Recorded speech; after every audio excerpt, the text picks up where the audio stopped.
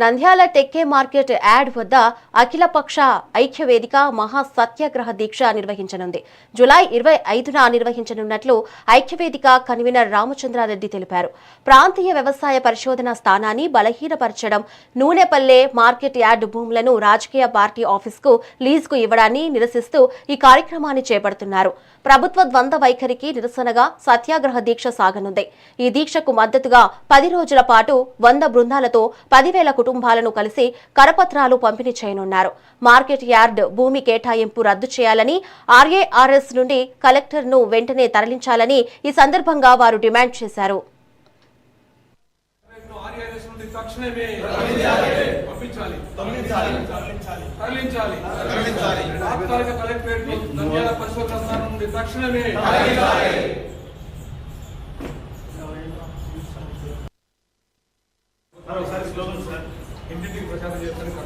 ఈ నెల 25వ తారీఖున చేస్తున్న సత్యాగ్రహ దీక్ష ఏ విధంగా నిర్వహించాలన్న దాని మీద సంస్థ ఏర్పాటు చేసుకున్నాం.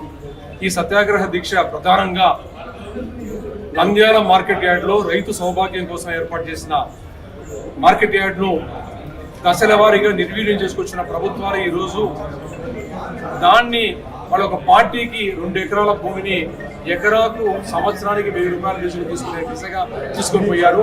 అంటే కావాలని చెప్పి నిర్వీర్యం చేస్తూ ఆస్తులను కొట్టేసే లక్ష్యంగా రాజకీయ పార్టీలు ఈ విధంగా తీసుకుపోతున్న దాన్ని మేము తప్పుపడుతూ ఆ మార్కెట్ యార్డు పునరుద్ధరించాలని తెలియజేసుకుంటూ రైతు సౌభాగ్యం కోసం ఉన్న మార్కెట్ యార్డు లక్ష్యం ప్రకారం పనిచేసేలాగా చేయాలని కోరుకుంటున్నాం.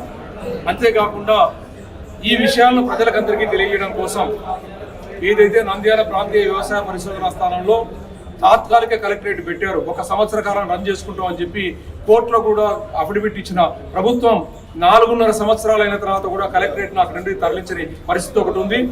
ఆ కలెక్టరేట్లో కేవలం ఒక పల్సెస్ బిల్డింగ్లు, అడ్వాన్స్ టెక్నాలజీ బిల్డింగ్లు 3 రూమ్లు ఇస్తే మొత్తం బిల్డింగ్లంతా ఆక్యుపై చేసుకున్నారు, ఆడిటోరియం ఆక్యుపై చేశారు.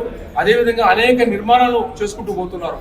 ఇదంతా ఎలా ఉందంటే, చలి పెడుతుందంటే ఒక ఒంటెకు తల పెట్టుకోవడానికి గుడారంలో ఇస్తే ఆ గుడారంలో ఉన్న వాడిని కూడా బయటికి తోసేసినట్టుగా ఆర్ఆర్ఎస్ను బయటికి తీసుకొస్తే పరిస్థితులు తీసుకొస్తున్నారు.